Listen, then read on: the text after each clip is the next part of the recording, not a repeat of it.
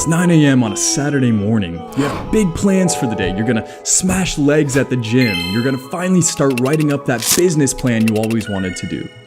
But then all of a sudden, you get this strange feeling, this ethereal sensation of the procreational type. But what are you to do? Go to the club? It's not open. Go find a girl at the coffee shop? Ha! You don't have the skills for that yet. But then you realize the promised land lays just a couple of clicks away on your laptop. You give in. Hours later, you've achieved nothing. You're still in bed, swiping through TikTok like an idiot. And the worst part is, you do the same thing again tomorrow, and the next day, and the next day. Enough! I won't have it anymore. As your honorary older brother, I won't allow you to squander any more of your precious masculine essence and energy, achieving nothing, draining the most valuable resources that you possess, your time and energy. But I get it. I've been there before. I totally and completely understand your plight. As someone who discovered porn at the age of 13, nearly 14 years ago at this point, who has had his struggles, had his successes, relapsed time and time again, but at the same time, I've gone months, nearly a year at one point without it. I can tell you, it's possible. Now, it may not seem at this time like it's a big deal. Who are you hurting? No one even knows that I'm doing it. I don't have a girlfriend who I'm neglecting or ignoring. Wait, what? Who cares, right? And yeah, it's not a big deal until it is. Some of you may know. Jerking off, masturbation, self-serving is one of the most poignant addictions out there. On the upper end of the addiction, you're going to the bathroom during class just to swipe through naked chicks on Reddit. You're jerking off 6 times a day, achieving nothing. On the lower end, you're having a bit of erectile dysfunction when you finally do end up with a girl because you're so fucking desensitized to this shit. You don't even know what a real woman looks or feels like. You've totally bombed your brain for years and years with this artificial sense of success. Your brain is designed specifically to reward you for going out there and achieving procreation with a woman in the form of blasting off and getting these dopamine spikes, these oxytocin spikes, these chemicals exploding in your brain. So if you're giving yourself that without even doing anything, that's gonna have a serious effect on your brain, bud. So the question at hand, can you undo it? And the answer is probably much simpler than you could ever expect. In modern technology, everything is customizable. You got computers, you can change the desktop, the background, the apps, the widgets, your apps, you can change the colors, the this, that, the other. You can even limit how much time you spend on certain platforms. Everything is customizable. But what about the biggest supercomputer known to man? Your brain is also customizable. Just like you can reprogram your MacBook, you can also reprogram your brain. Let me explain a little bit.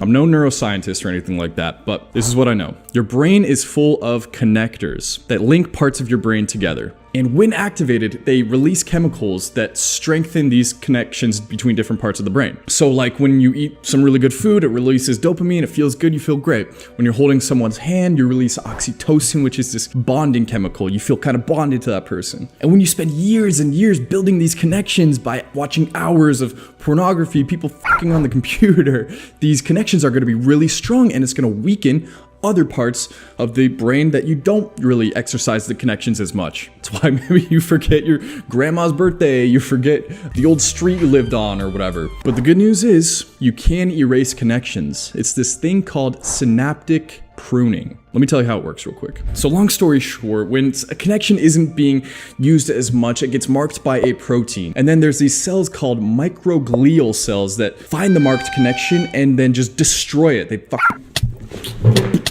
You know? This is how your brain makes the space to build new and stronger connections. So how does this relate to porn? Well, so when you're watching a lot of porn, you're exercising those connections. The brain gets used to those connections being there, so it takes more and more porn to keep them strong. And then sooner or later, it seems like porn is dominating your thoughts throughout the day, and it's almost unavoidable. Where can I watch it again? What am I gonna watch next? Will this be good enough for me? So when you try to stop watching porn, this is what makes us feel empty, stressed, and anxious. Our brain is being customized to like and even need porn. Time to break that shit off. But lucky for us, the process works both ways. The more we strengthen those connections, the more we stay away from it weakens those connections until they dissolve into oblivion. So the simple answer, stop doing it. Stay away from it.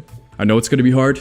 It's going to be very hard, especially if it's something you've conditioned yourself to do on a daily basis. But as a living testament, it is possible. It's going to take a lot of discipline. You're going to have to defy those urges, but the ability to face those urges and say, no, not today, that's what's going to make you a man. You know, the reason that when you look at an ancient Greek or Roman statue and they have small phalluses, it's not because that's how they were. It's because back then that was a sign of being in control of your urges. If you're being depicted in a statue having a big boner and giant junk hanging out, right? That's a sign of giving into your urges, not being in control of your bodily functions. And nobody wants that. When you're running in a battle, you're fighting and conquering the world. So I say this to show you, to engrave into you the importance since the very beginning of time, the importance of being in control of your own urges and facing them down and not letting them defeat you. So you're at a crossroads. You could take the path to nowheredom, being the same person you always have been, or go this way, go up into the light, the success of becoming the man you always wanted to be. So, good luck and Godspeed. Go out there, make me proud. If you haven't already, subscribe, turn notifications on. Till next time, peace.